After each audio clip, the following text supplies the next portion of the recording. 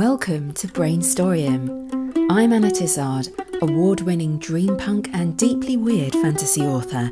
And yes, that's me and my fiction that's deeply weird. Explore and imagine with me the most unexpected story ideas using the surrealist word game of Exquisite Corpse. Find out more and join in at annatizard.com. This is a storytelling challenge unlike anything you've tried before.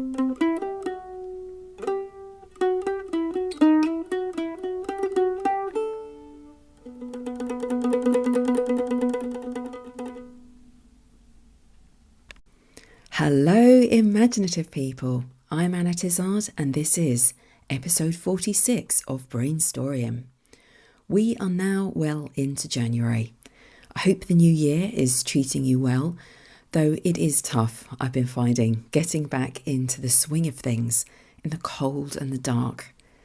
But we have our imaginations to light the way.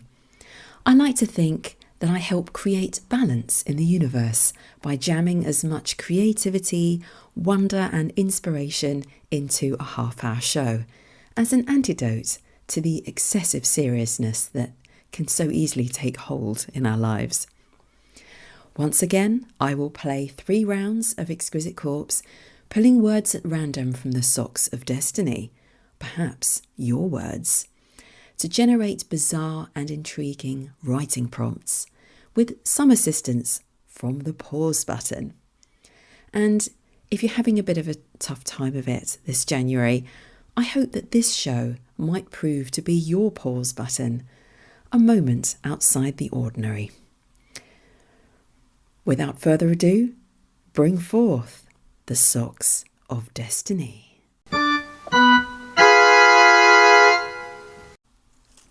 That's right. So regular listeners will know that Exquisite Corpse mixes words and phrases into a bizarre sentence that goes describing word noun, action, describing word noun. And anyone can send me words at annatizard.com. Just hit the play button.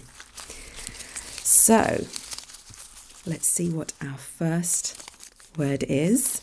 This is a describing word from Paul Thomas. He sends me lots of words. Thank you, Paul. Sacred. Okay, something is sacred, but what? Let's try the noun sock. This is from Anonymous. Unicorn.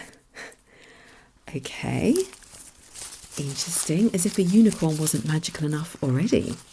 This one is sacred. Ooh. Get my hand unstuck from the action sock. This is from Janet Anthony Buck. Skidded through the mud. We have a muddy unicorn, despite the fact that it's sacred. So I just have to create a little tag. So skidded through the mud towards what, though? Our next describing word is from Alessandro Bozzo. Boisterous. Okay, let's try one last word, our final noun. And this is from Paul Benfield. Ticket. Oh, okay, we have a boisterous ticket. Oh, I do like that though. That is very strange. Okay, I'm going to read out the whole Exquisite Corpse. Feel free to use the pause button yourself if you want to jot it down and try and do a brainstorm of your own. Altogether we have the sacred unicorn skidded through the mud towards the boisterous ticket. Now, this feels like it has to be a show of some kind. If there's a ticket, boisterous or not, then there's either a train journey or a bus to catch, or it's a show, it's an event. And here we have a sacred unicorn skidding through the mud. Doesn't seem very dignified for a sacred unicorn? If this is some kind of magical circus, the act has gone very wrong. Didn't we have a circus in the previous show? I think we did, but this feels more like we're in the middle of an act. So perhaps it's the ticket holder in the middle row who is boisterous, waving his ticket aloft and shouting for his money back. He simply doesn't believe what he sees on stage. A unicorn, perhaps? So starting to sort of tie ideas together. And I think, just thinking about that, sometimes for magic to work, the beholder must believe to some extent what they see to engage with it fully. I'm thinking of Lucy entering the world of Narnia through the wardrobe. Under the critical eye of her brothers and sister, the magic stops working and they can't get through. They all have to give in to the possibility of the idea, to shove aside sensible, critical thinking and allow the possibility that magic might just exist before the portal will work again for all of them. It's just like reading a book or watching a movie, really. To get the most out of a story, you have to suspend your disbelief, forget the outside world, and let yourself become absorbed into it, or the magic, in inverted commas, of the story just doesn't work on you. So maybe in this circus, that's what's happening here to the boisterous ticket holder. He's not giving in to the possibility of magic, so he doesn't see what the rest of the audience see. The magic isn't working on his overly critical mind. In the big top, in the round, the ringmaster in the tall black hat asks everyone to be quiet. "I have here a nervous creature, a creature you may not believe exists," he says. "But there are times when I think this creature hardly believes that I exist. Such is the way with unicorns." There's an intake of breath from some of the younger people in the audience, mingled with some low chuckles from the adults. Surely the man jests. But no matter, they all want to see. Despite their laughter, they all share the same stirring in their stomachs that tells them something wondrous is about to happen. All except one man in the middle row. The stage is flanked by mirrors. The lights drop to a meagre dimness. At the side of the circular platform, a couple of figures in silvery blue outfits twitch their hands. The ringmaster steps aside. "Behold!" Onto the stage clops a horse, and yet it's not a horse at all. It's not just the horn protruding from its head that makes this clear. The creature glows like moonlight. The mirrors echo snatches of its image, throwing back slivers of the moon. The unicorn trots on delicate heels before standing in the centre, regarding its audience. More figures in silvery blue uniforms shuffle at the edges of the stage, then disappear. In their hands, mirrors are moved, swivelled to a perfect semicircle. They catch the light of the unicorn, tilting the reflected glow up to a centre point above the creature, just where the tapered stripes of the tent gather to a pinch. The fractured slants of silver-white light are cast into one hovering image, and together they form, is that a moon? Or another planet? Seats creak as people lean forward to try and make sense of it, though it's difficult to tear their eyes away from the bright unicorn beneath. All is silence. Gone are the rustles of sweet wrappers and bags.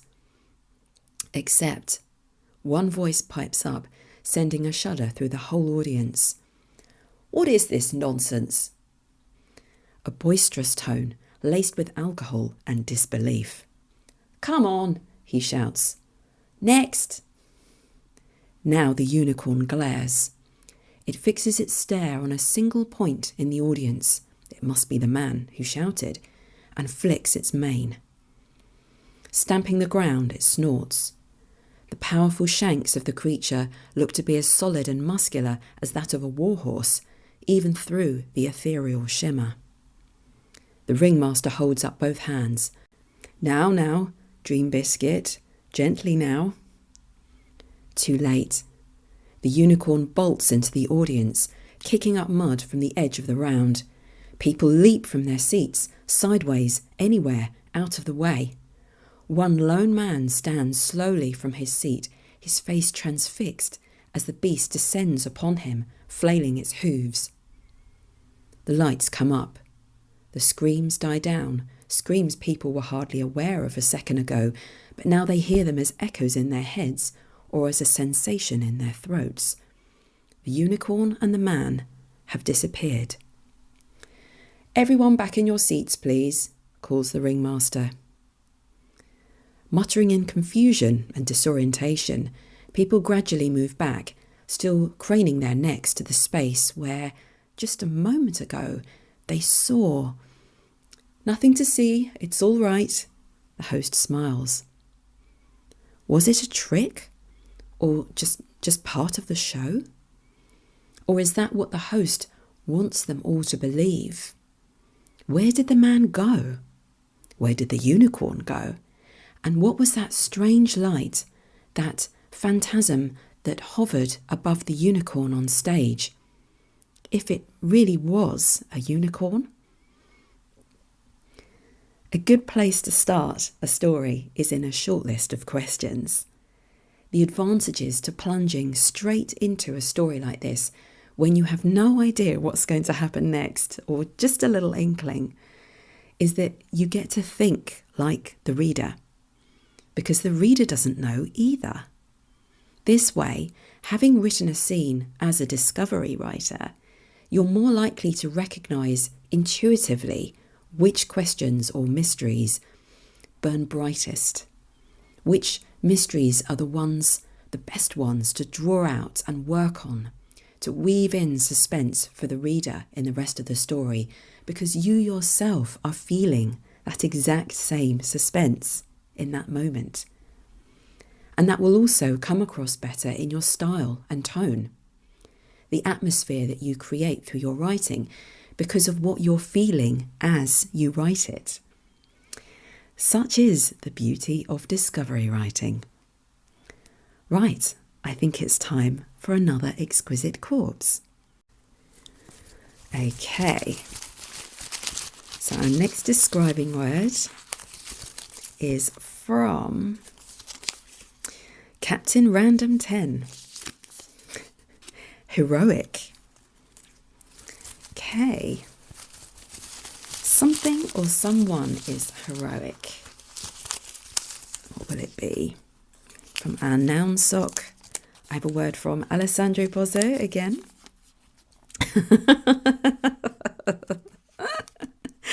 Zombie. Ooh, okay. A heroic zombie. Did you ever hear of such a thing? Actually, I seem to remember. I am in touch with Alessandro Bozzo on Twitter. I don't care what you want to call it. I still call it Twitter. And he mentioned that he hadn't played for ages, and that if anything came up from the Socks of Destiny, they'd been there since Halloween. Well, it's starting to show. We have a zombie. Okay. This action is from Captain Random 10 again. Oh my God. Fired themselves out of a cannon to escape, presumably. Oh my word. Right. I'm not going to pass judgment. I'm just going to reach for the next word, which is from Paul Thomas again. Volcanic. Ooh, there's an interesting adjective. Let's see what or who is volcanic? This is from Robin the Mail Lady. Thank you, Robin. Garbage man. Okay, right. I think you'll agree. It's time for some green tea. Okay. It's been brewing for a little while. Just give that a bit of a stir.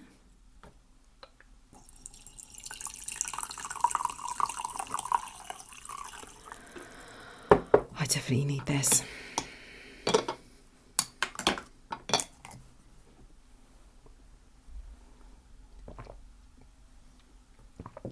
Okay. Let's see. So altogether we have the heroic zombie fired themselves out of a cannon to escape, the volcanic garbage man.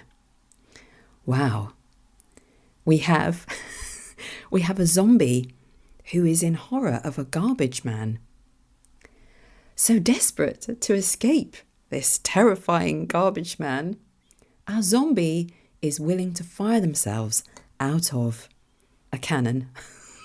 Because, that's the best response to everything. I get stressed. I just want to fire myself out of a cannon to get away from that stress.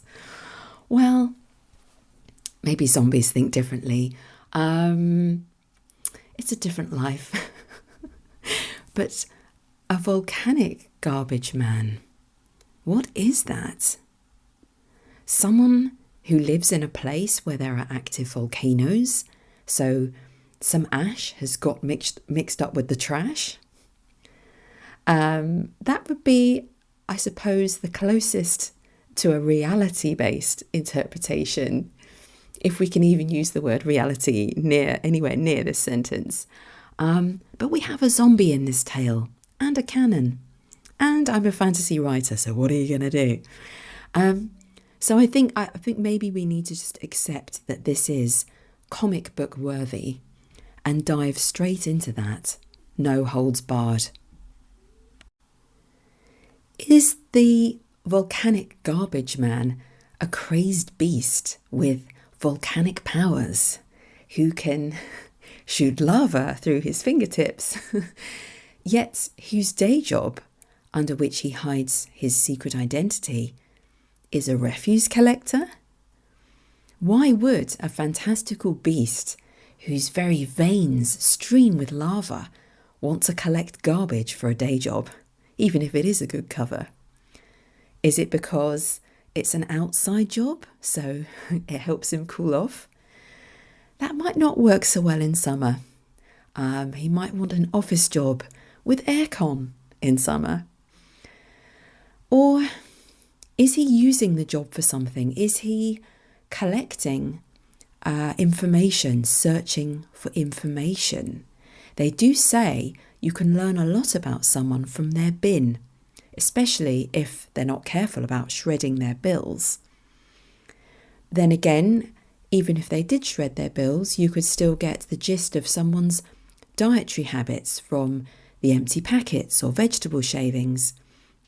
Also, someone might throw out a train ticket or a ticket to an event, like a circus show where they may or may not have seen a real unicorn. But what this garbage collector is searching for is a zombie. He's not looking for circus tickets or microwave meal boxes or potato skins.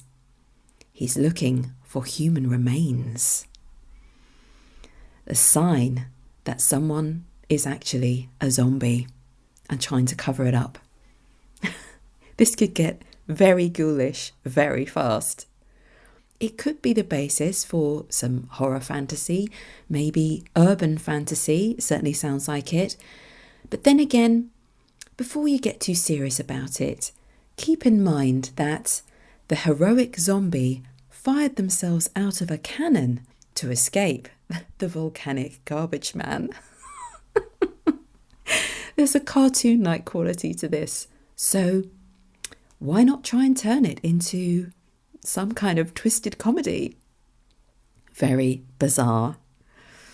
I think any exquisite corpse, no matter what describing word noun combinations you have either side of that action fire themselves out of a cannon to escape, is always going to have that comedy effect.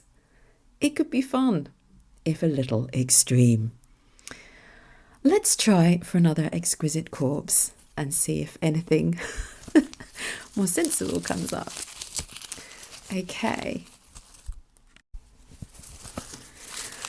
Right, our first describing word is from social media ID bird_Murphy. Frenetic. Okay, so sort of fast, energetic actions. Coming from what or who? Let's try for a noun. This is from Ebenezer. Commercial pilot. Okay. Actually, there's a slight safety issue, I feel, in a frenetic commercial pilot. I'd rather have a nice calm pilot flying a plane, but hey ho, I don't make the rules. This action is also from Ebenezer, 2 in a row. Crushed the dreams of. Okay, let's see whose dreams did they crush. Our next describing word is from Robin the Mail Lady. Dreadful. Okay. And finally, a noun is from Paul Thomas. Illusion. Oh, now that's different. So altogether, we have, for our third exquisite corpse, the frenetic commercial pilot crushed the dreams of the dreadful illusion.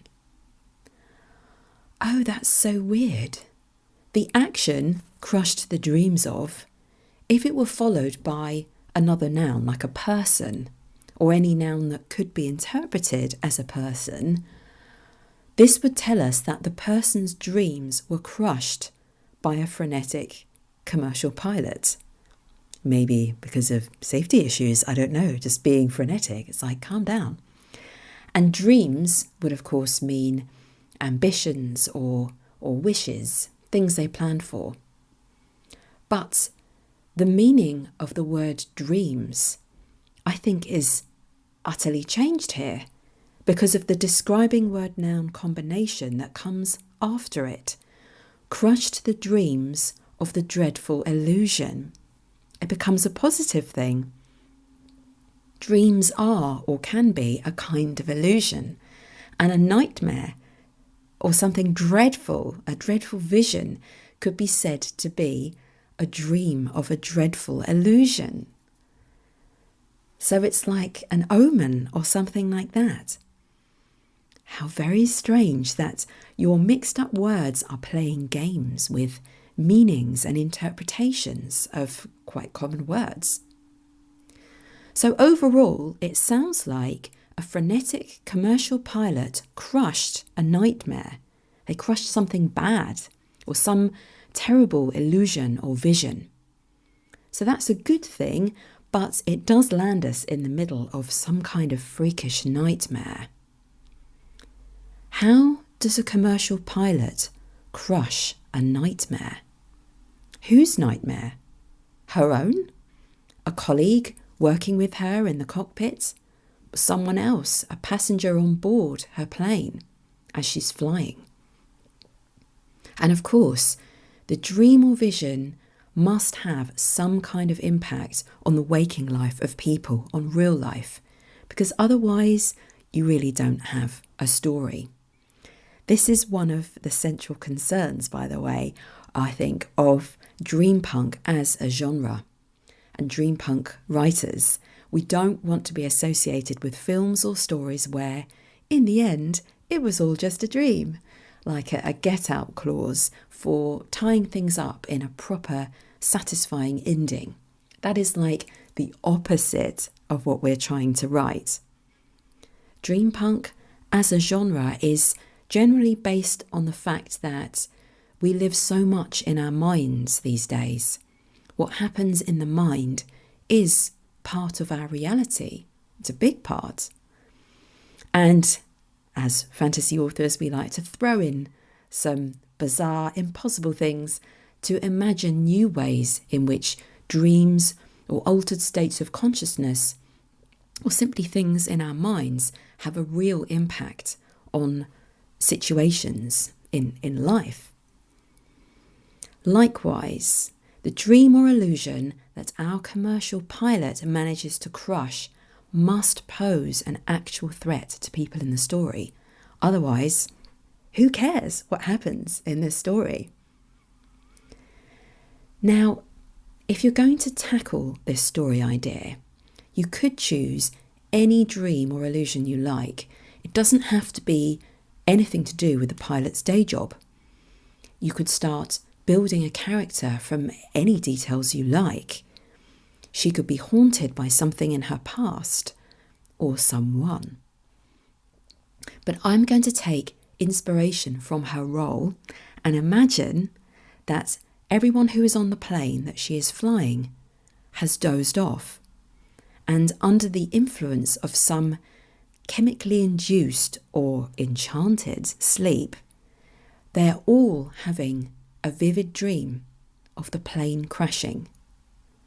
They're all having this same horrific nightmare.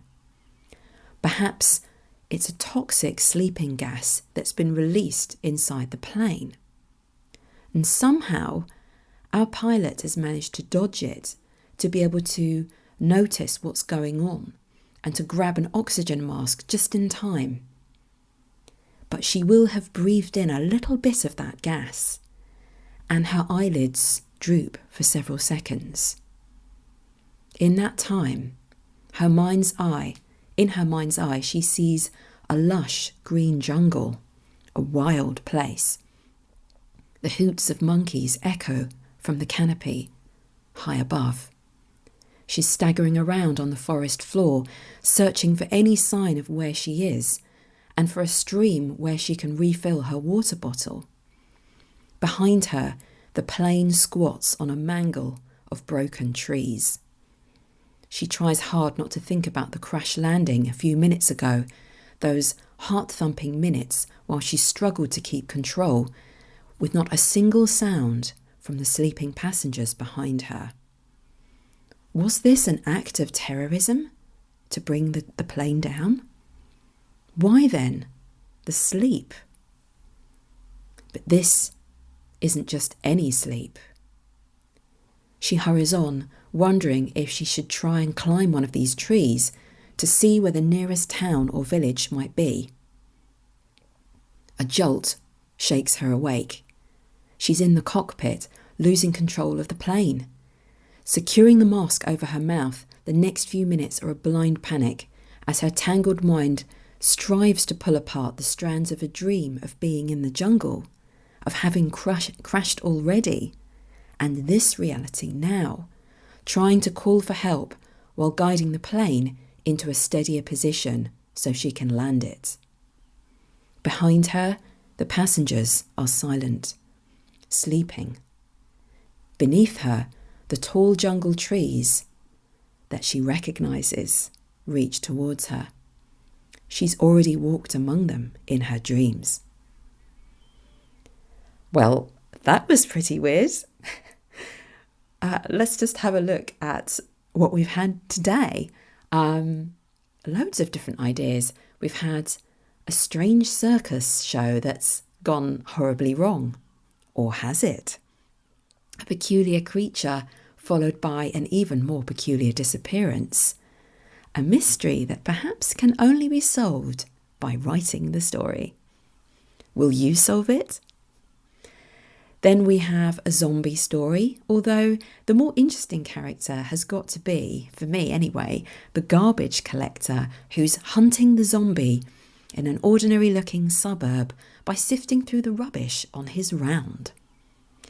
And finally, perhaps the strangest tale of all, full of dream punk possibilities, is a story in which a sleeping gas is used to cause a powerful shared vision, a dream, a horrible illusion which has the power to come true.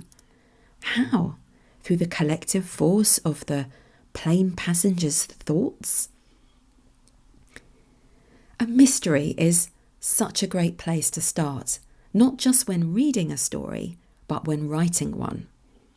Ask the most urgent questions and find the most unexpected ways of answering them through the events and conclusion of the story, because story writing is a kind of puzzle solving, I've always found.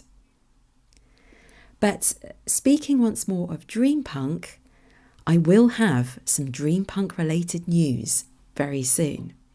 You might know about a dreampunk anthology that I was part of, published a few years ago by Fractured Mirror Publishing, called Mirror Maze, and it was edited by the author Cliff Jones Jr. There is a new anthology coming out, again edited and put together by Cliff Jones Jr., and once again I've written a story for it.